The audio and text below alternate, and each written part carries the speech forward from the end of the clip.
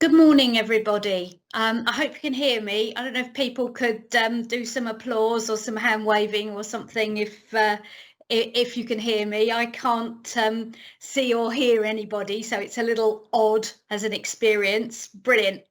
We're definitely out there. Cool. So welcome and thank you for joining us for this session on breathing space. First off, I should say we will be shortchanging you as this session is entitled Breathing Space 6 months on. And for the sharp-eyed of you, you will realise that we've actually only been operating for 4 months and 24 days. So welcome to Breathing Space 4 months and 24 days on. I'm Liz Thomas. Some of you will know me, some of you won't. I'm currently the Insolvency Service Lead for the delivery of Breathing Space in Business as Usual. Those of you who know me will also know that I have been speaking forever on the fact that I'm retiring in a few months' time.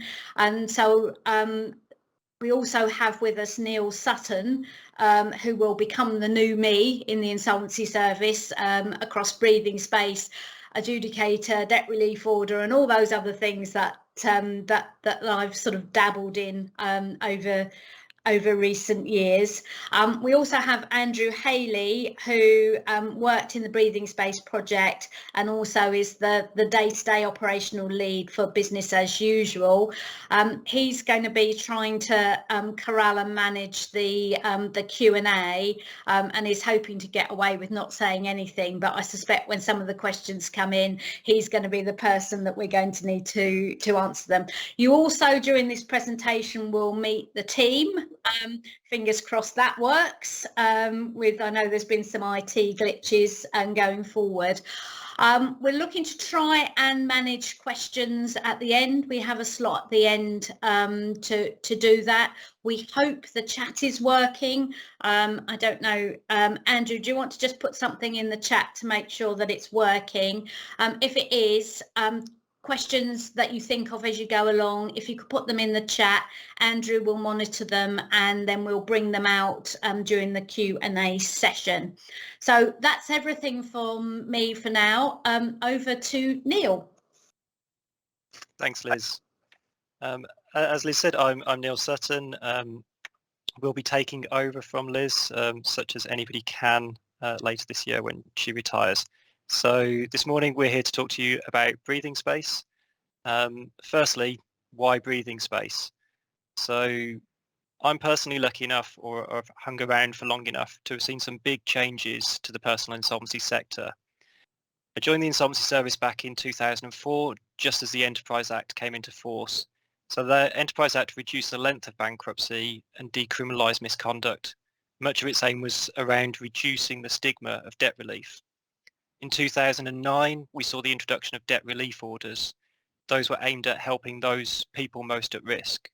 In 2016, I worked on a project with Liz and Andrew to move bankruptcy applications online and out of the courts. And this had the bonus of Liz becoming the very first bankruptcy adjudicator for England and Wales. And now we have another new reform. We have breathing space. When the policy consultation launched in 2019, the government had two objectives for the policy.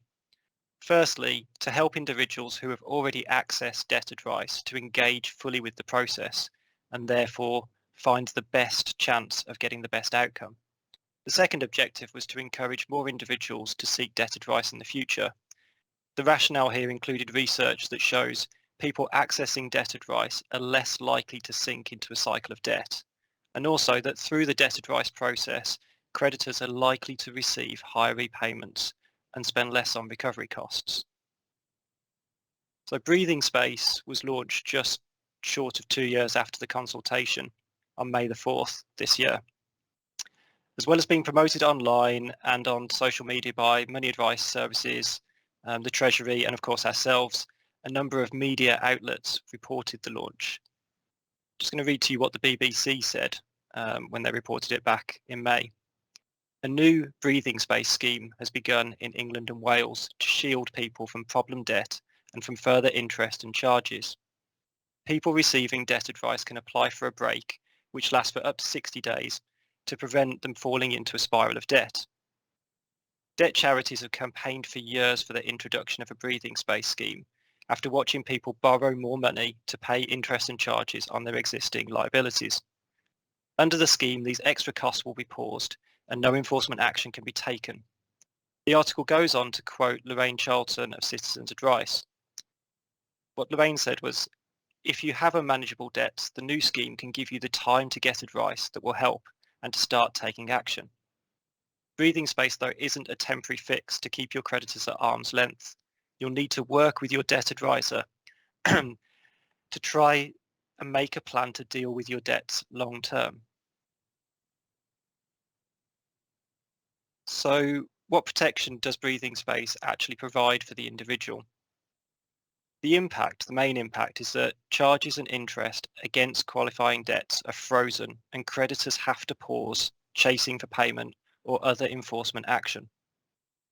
We call it breathing space, but what we're creating really by temporarily lifting the aspects of dealing with problem debt is a headspace to think and to make informed decisions. Breathing space lasts for a maximum of 60 days, with the exception of a mental health crisis breathing space, which we'll talk about later in the presentation. There's also a limit of one breathing space in any 12-month period. A breathing space can only be created by a money advisor. There's absolutely no go-it-alone option, which makes complete sense given that one of the objectives is of encouraging more people to seek debt advice. Similarly, if an individual stops engaging with a money advisor during the breathing space period, the breathing space can be ended and the protections removed. Breathing space isn't a payment holiday. Whilst interest and charges are frozen, regular payments to creditors should continue as normal throughout the 60 days. And also, breathing space doesn't tie an individual into entering a specific debt relief option, for example, bankruptcy or debt relief orders. It's intended to give space to the individual to allow them to work with their money advisor to find the solution that's right for them. So that was the intention and the policy behind breathing space. But what about the how? What have we actually delivered? Working with Treasury, partners, stakeholders, the Insolvency team's policy, project and operational teams have produced the following.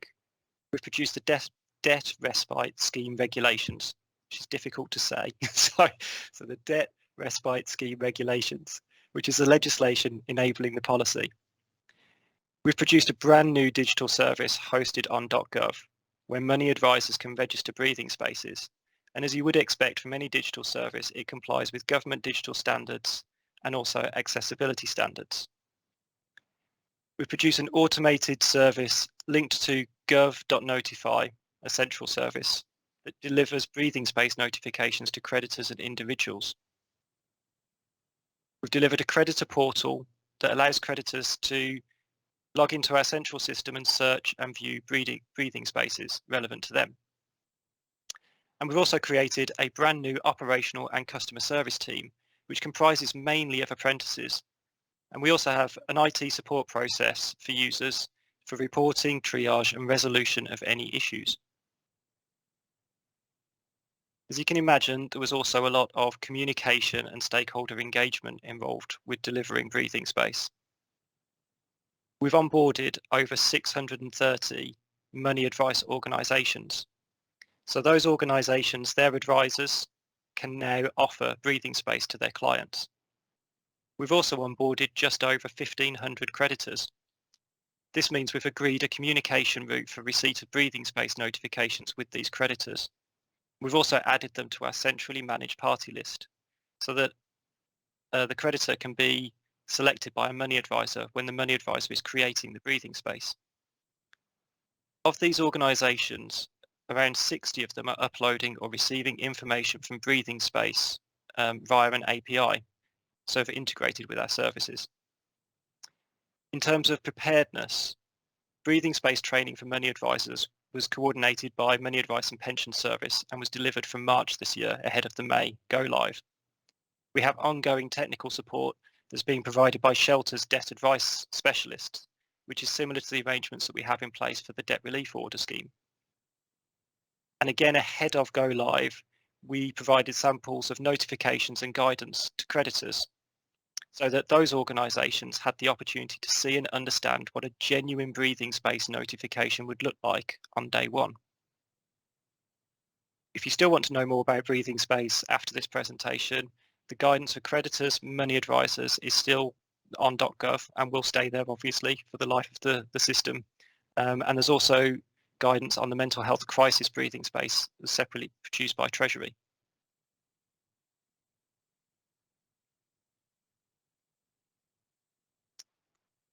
So moving on to my next slide. At this morning's first presentation in Insolvency Live, our CEO, Dean Beale, spoke about our 5-year strategy. One of the core aims of the strategy is to strengthen the insolvency framework. Our ambitions here include a clear and accessible user journey for people in financial distress. And it's great to have already successfully launched a breathing space, which will play a central role for many who access debt relief in the future. There are 2 further big upcoming activities within the strengthening element of our strategy. These are statutory debt repayment plans and a review of the personal insolvency framework. Statutory debt repayment plans will allow an individual to repay all of their debts over a manageable time, whilst giving them protection from creditors' enforcement action for the duration of the plan. The government has committed to the introduction of these plans by 2024 and laying the regulations at the end of next year. There'll be engagement with stakeholders on the policy proposals starting very soon. And a personal insolvency review is also scheduled to kick off soon.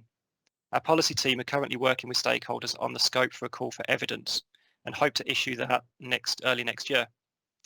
The aim of the call for evidence is to get a better understanding of the current landscape, to understand whether the underlying culture of the framework is the right one, and whether the tools within it, such as bankruptcy, debt relief orders, individual voluntary arrangements, and indeed breathing space, are still appropriate and fit for purpose.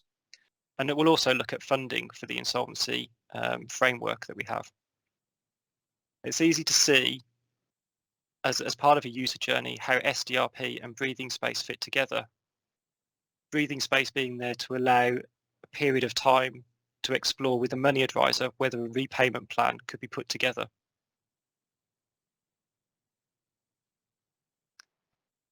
So some stats for you. As I said, breathing space went live on May the 4th. To date, there have been over 26,500 breathing spaces, and that includes 300 mental health crisis breathing spaces.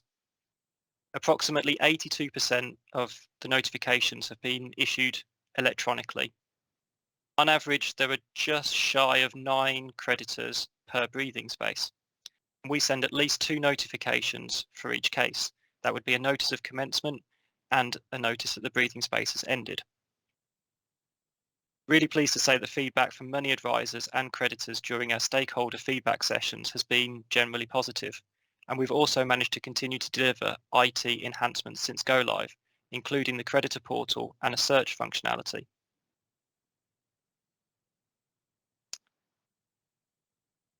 The graphs that are just coming up now display figures for volumes and notifications for the first couple of months of breathing space. As you can see, and it's not a fake graph, it's a perfect straight line, the rate at which cases have been coming in has been relatively constant since go live, and that remains the case now. We're expecting to see by the end of September, so in a couple of days' time, to have received around 5,000 breathing spaces registered this month. So finally from me this morning, I mentioned that one of the deliverables was creation of an operational team. So what I'd like to do now is play you a short video so that you can meet our team. As I said, it's mainly comprised or made up of apprentices who are brand new to the insolvency service, many of whom joined and received a lot of training remotely. Are we able to share that video? Yeah. Thank you. Hi, I'm Holly and I'm part of the team that deals with the breathing space service. Part of my role is to work with colleagues in the customer service team who deal with the bulk of the inquiries that we get. They then pass on to us some of the newer or more complex queries. This service is really important because it helps all stakeholders, creditors, money advisors and individuals feel confident in the service, and we're able to quickly and accurately respond to any queries that they might have. Hi, my name is Rebecca and I work as part of the Breathing Space Ops team. I am responsible for collating the bi-monthly bulletin, which is sent out to all our stakeholders. The bulletin is a mixture of helpful hints and tips, clarifications, updates, as well as a platform for us to answer any frequently asked questions and for our users to submit any articles they wish to have circulated. The bulletin is sent out every other month, and so far we have had 2 issues published. In between sending out the bulletin, we also send out mail shots to all our stakeholders, informing them of any immediate updates that they need to be aware of, such as any system downtime errors. Hi, I'm James. I work for the Breathing Space team. One of the things we do is we ensure notifications to creditors and debtors have been issued correctly. Predominantly when a notification fails, it is a notification to the debtors, and we work with money advisors to ensure that we have the correct information to reissue the notification to the correct person in a timely manner. Hi, I'm Charlotte and I work alongside the Breathing Space team. Our work includes onboarding both creditor and money advisor organisations so that they can see and manage their relevant breathing spaces. In order to do this, we send them a form asking for their contact details and any relevant organisational information that they then send back to us. We then check that and make sure we have everything we have asked for, and once this has been completed, we can then upload it to the system, and they are then able to access the relevant portals in order to see their breathing spaces. I'm well, and as part of my job I work with our IT teams on working with creating improvements for the breathing space systems, working with stakeholders to see what enhancements they'd like, as well as working with both sections on fixing errors and other problems. In addition to that, I also maintain the list of contacts within the breathing space system to make sure at all times we have the most up-to-date information available when we're sending out bulletins and similar contacts. I work for the adjudicator's office, and part of my role is providing support to the Breathing Space team by helping out with notifications and inboxes when numbers are high.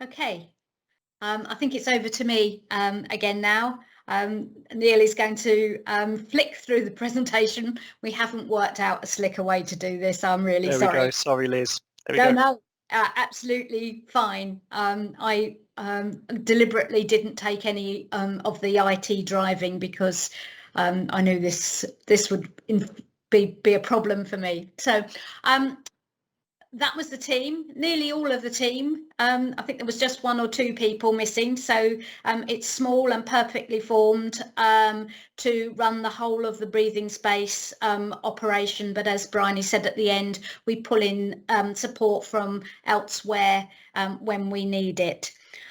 Those of you who know me will now laugh to see that I've got the IT slot.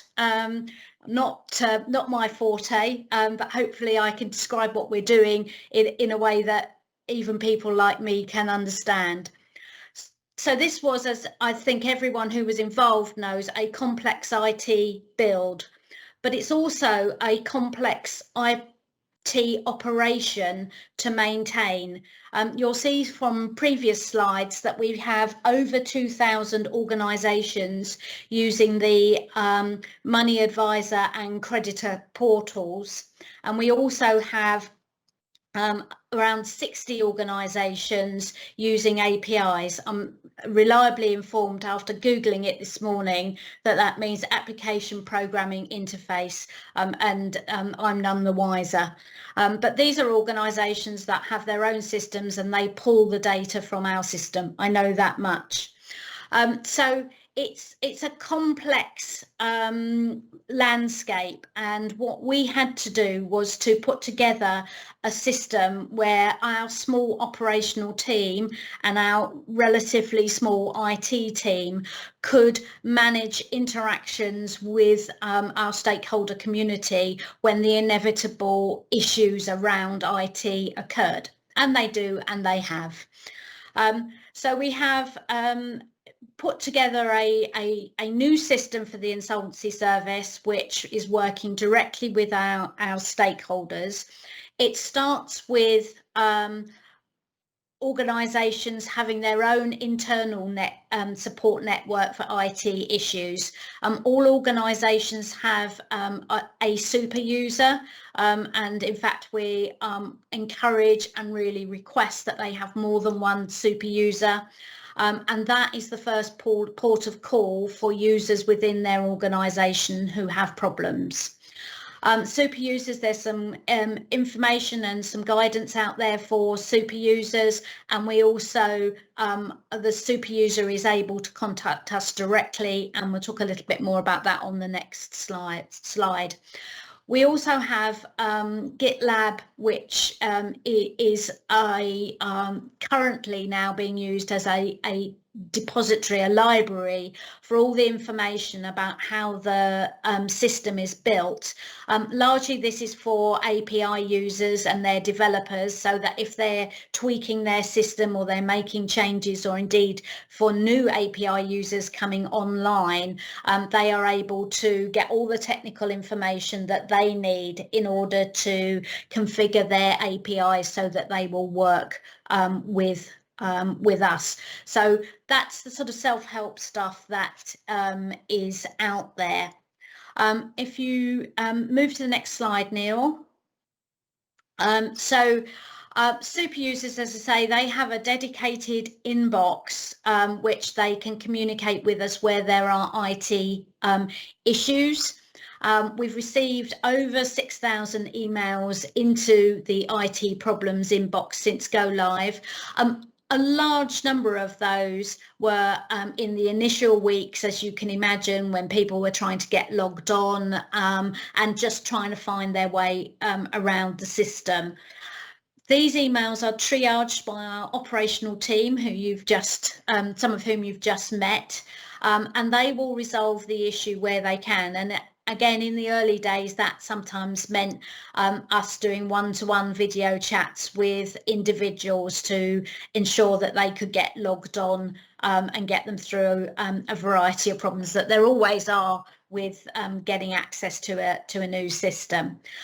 From that 6,000 emails, around 132 were then logged by us as IT issues and passed to our IT colleagues to resolve. So you can see that the triaging system works really well in ensuring that we only move things to our IT colleagues when there is a real issue to be dealt with. And then we have a specialist team within our IT directorate who are now who work with us on trying to resolve those issues, and we have daily stand-ups with them to work through tickets that have been raised, and that system seems to be working well. Neil. We're also very keen to ensure that the Breathing Safe system reflects what our users need and what they want. We've built something, we built that with a lot of interaction and a lot of information going out to stakeholders, but we know that you know, in order to make the best of this system, we need to be able to understand what our users need from the system. So we have created an online form, which is like a survey, very quick survey, where our users can propose enhancements to the system. They provide key information within that form. Breathing space comes into the breathing space team, and then we will look at it with our IT colleagues. We will work out whether this is something that we would want to do. So we're not promising we will make every enhancement that everyone asks for, but we will look at it and see whether it will work within the system, whether it's something that we think overall will improve the experience for the majority of our users. And we will then take through those enhancements that we think are things that will improve the system. Breathing space team will manage those enhancement requests, and the one thing that we will promise is that we will advise the person who proposes it if we're not taking it forward. Some are enhancements that we have already done. So we've got a team working in an agile way and doing 2 sprints per month, working up a backlog that we had from the project, which includes some enhancements but also some bugs and fixes, and they are working through that at the moment. We've done 2 deployments into the live environment, and some notable things that we have delivered. There was a question in the chat on this. Last Thursday, we delivered the search facility on the creditor portal, and as nobody's told me otherwise, I'm assuming that that's landed well. If you think it hasn't, then let us know. And we also, in our first deployment, were able to deploy a self-serve facility for password resets and those sorts of things, and that was driving a lot of traffic through our IT inbox, and that then allows the super users to do those changes themselves. There are a whole host of other things that we have developed, but too much to go into at this session. Moving on, mental health breathing space has just been briefly mentioned, and for me this is something that has been really amazing to be involved in. Actually, the development of a policy specifically for people who are suffering acute mental health issues. I have personal experience within my family. One of my nephews has a tendency, where in cycles with his mental health, to go on a spending frenzy, and I know how difficult it is to deal with that. And this is a policy that's been developed specifically for those in a mental health crisis. It's not open to everybody. There are very specific criteria to exit it. It needs to be accessed with approval of a mental health professional, and with HM Treasury, there is a main provider, not the only provider, but Rethink have come forward and will be the money advisor of choice for most mental health breathing spaces. Other money advisors can put people into a mental health breathing space, but Rethink are becoming the professionals in this field, specifically from the mental health side. They are working closely with the Money and Pensions Service and the money advice sector to ensure that all the signposting is right and that people who need a mental health breathing space are able to access it. We've had over 300 mental health breathing spaces since go live, and as mentioned earlier, provides the same protections as a standard breathing space, but for the period of the mental health crisis plus 30 days rather than the fixed 60 days. The other difference is that an individual can have as many mental health breathing spaces as they need, dependent upon how their health is, how their health changes. And so there isn't the only 1 in 12 months. They could have more, or they could have less, hopefully, if their mental health is improves. Next slide, please. And finally, from me, I think, the impact of breathing space. We asked some of our colleagues in the debt sector if they could let us have some information about people who have actually had a breathing space, and we felt that this was a really good example of how breathing space can assist somebody. So many of you will be aware that the debt relief order limits changed recently in June, I think I'm right in saying. And in this instance, there was an individual who had debt problems, but they weren't eligible for a debt relief order under the original criteria, but would be eligible under the new criteria. There were difficulties, that she was facing difficulties with an enforcement agent who was uncooperative, and this was causing her real concern. And the breathing space helped to prevent that enforcement action continuing and just allowed her to hold the position while she was over the period when the parameters changed, and she was then able to apply for a debt relief order. So we're now here for Q&A. We've got lots and lots of questions in the chat. Thank you for those. I think we may have answered 1 or 2, or 1 or 2 may have been answered on the chat itself. So I'll ask Andrew to take us through the questions, and we'll do our best to answer them. Yeah, absolutely. So first one, you say certain interest and default fees and charges are frozen, which are not. So this was the comment in there. Sorry, the slides obviously make that point. It's more around which debts are included and which debts aren't included within a breathing space, which is the terminology used in the legislation is a moratorium debt, and certain debts are prevented from going into a breathing space, such as a mortgage, for instance. I will, as the rookie in the group, let Liz or Andrew expand on what specifically is a moratorium debt and what isn't a moratorium debt. But that's the exclusion around interest and charges. It's not intricacies within the types of debt itself to say that certain parts of credit card interest are allowable but certain aren't. It's not that level of complexity. No, that's right. Andrew. So yeah, what's excluded, yeah. Andrew?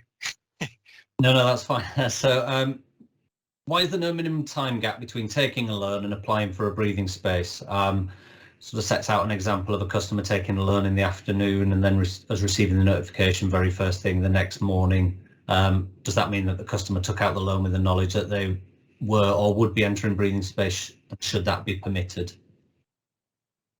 I'll take this one, and I think actually somebody has really helpfully answered some of this in the chat. That there are no or limited barriers within the breathing space regulations for when somebody can apply for a breathing space, and that's deliberate. We want to make it as open and easy as possible for people when they need it to be able to access a breathing space, remembering that if it's a standard breathing space, they can only have 1 in 12 months. So they themselves need to think about when is the right time. We're not aware, I'm not aware of any specific instances where this has happened, but I think as the contributor in the chat has said, this is also something that I would expect the money advisor to pick up. And you know, to think about whether it is appropriate for this person to have a breathing space. You know, it will buy them 60 days where but it doesn't provide them a great deal of assistance, particularly for a debt that they've only just entered into. So I do wonder, you know, what this individual thinks that they are really achieving by doing this. Thanks, Liz. Question saying, what would you have done differently in policy or implementation if you did it again?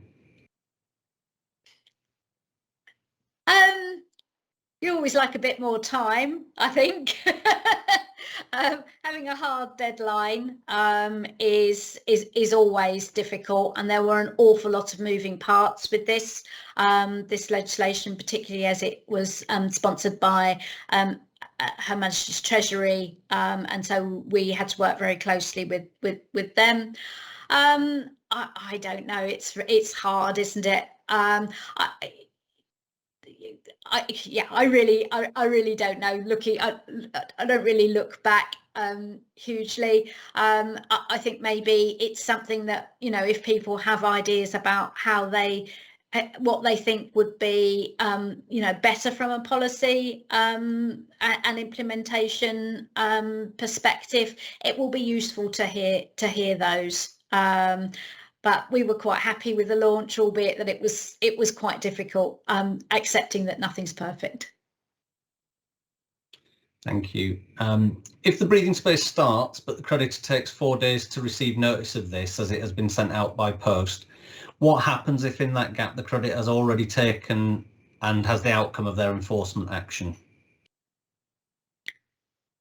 Well, we hope that doesn't happen, and one of the parts of the breathing space system which is really good is if we have the communication channels for a creditor which are electronic, the notifications go out very quickly. We call them centrally managed parties, and as we've discussed, we've got over 1,500 of those.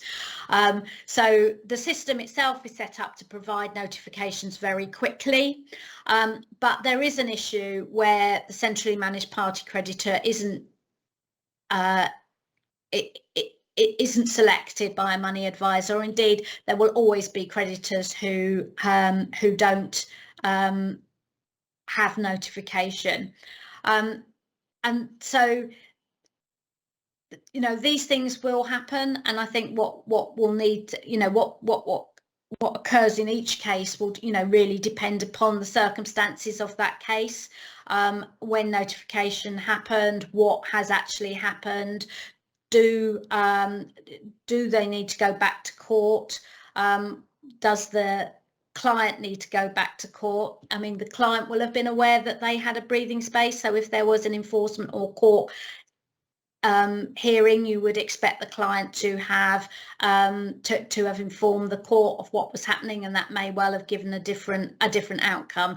So I think that there's always no easy answer to this. It will be on a case-by-case basis, and the message we would like to give is, if there is essentially managed parties contact for that particular creditor on the system, if money advisors can select that, we know that the notifications will get to the creditor very quickly, and that's best for the client. Smashing. I think just to add to that, Liz, one thing I'd say, it's maybe a message we can put out that's mentioned by one of the team about the bulletin that we send out regularly. This feels like the sort of item that we would like to include, that just to remind money advisors, creditors all around of the things that they would that they need to do, and what also might be helpful for them to do. So I think this is something to bring to money advisors' attention. So I think we'll look at that. Will the search function be added to the credit portal? I think we answered that. It was released last Thursday evening, so it should be up and running. Will the team be looking at the proportion of debt advice sessions that result in a breathing space recommendation and registration? This seems inconsistent after 4 months by provider. So there isn't any proposal at the moment to be looking in depth into the data which is coming out of breathing space, because I think it's probably too early to do that. Whether or not the Insolvency Service or HM Treasury decide they want to look into more detail the data that's coming out of the breathing space system, that will be a matter for a decision at a later date. I think last time we spoke with creditors and Treasury were with us on that call. Yeah. They were very interested in looking at what the outcomes of breathing space, so how people exit breathing space, and how many are going into a formal debt solution. What are the other alternatives that people are taking up? Just as we said, to get that picture of the journey, which will feed in more widely to that personal insolvency review that will be kicking off next year.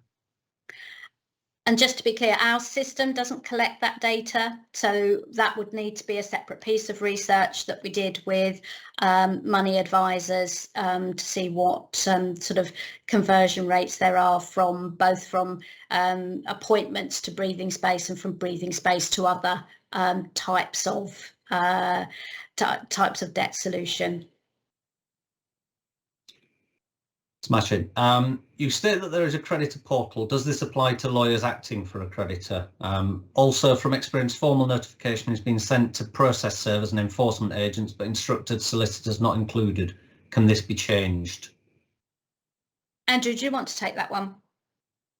I can do, yeah. So the short answer on the top one is no. The people who are entitled to the information are the creditor, and it's the creditor who passes on to any enforcement agents if they've been appointed. So the only person who receives the notification is the creditor themselves. Experience formal notification being sent to processor. Again, similarly, there isn't anything in the legislation about informing instructed solicitors, but it's upon the creditor to do that. So I think unfortunately it's no to both of those. Next question. Tim, I can see you've got your hand up. I'll try and get through the questions in the chat and then we'll get to you. I've got a hand up. Will there be any quality control done around outcomes from breathing space, i.e. the number that are going to insolvency or which are just resuming action? I think that's what we just touched on. So Treasury are hoping to do that at some point in the future. And again, it will all form part of informing the personal insolvency review. Yeah. Will there be any updates to the breathing space legislation? Some of it is widely open to interpretation. Any plans to tighten it up? So the breathing space legislation belongs to our colleagues in Treasury, but they, and I know that they are actively, they look at the regulations all the time. It's quite difficult when you build some regulations, you don't really know how they're going to work in practice. I think in the short term, what we will be trying to do is to ensure that the guidance is very clear on certain points. There have been areas where people, there has been different interpretations. So the first stop will be to ensure that the guidance is giving the right messages all the way through, and we're actively doing that. There was a reissue of the guidance a month or so ago, and I expect there will be another reissue of the guidance with some updates in it before Christmas. Reviewing the regulations, I'm sure that is part of the Treasury plan, and would happen with any new legislation that comes in, but that would be a much longer and bigger piece to actually make any changes. One last question. Oh, there's now two last questions in the chat, but I'll do this one and then we'll go to Tim. So I'm aware you have had your hand up a while, Tim, sorry. Will breathing space stop enforcement on fixed penalty notices issued as an alternative prosecution, or is approach similar to FPN inclusion in DRO? Top of my head, I don't know the answer to that one, Liz. It might be one to go back to offline. Yeah, I think there's stuff on this in the guidance, if I remember, but off the top of my head, I can't remember, because it's quite complex about at which point in the process is it an excluded debt or is it not, and I think that depends on exactly where you are in the process. Okay, Tim, apologies, you have had your hand up a while. If you want to take yourself off mute and ask your question, that'd be great. Yeah, sorry, I just can't have access to the chat. That was the problem. I just wondered if the Insolvency Service thought that the early indications of take-up for the breathing space was a success, really. As an illustration, the Institute of Money Advisors has got around 1,700 advisors. Each advisor may have around 50 cases. That's 85,000 individual clients, only on one small area of the sector. But there doesn't seem to be anything like that level of take-up. Hi Tim, thank you for your question. It's quite an interesting one, and lots of people will have seen the figures that were published before we went live from the impact assessment that our Treasury colleagues undertook, and the numbers are significantly lower than that impact assessment suggested. I think what we've found since go live is that that there are a number of sort of things which are impacting the numbers. So one is that generally speaking, particularly over the COVID period, across all insolvency advice, there has been a reduction in the number of people who are actually accessing debt advice, which we expect will change, but that has been over the COVID period. That's because maybe that for some access has maybe been more difficult, but also because people have had different worries and different priorities.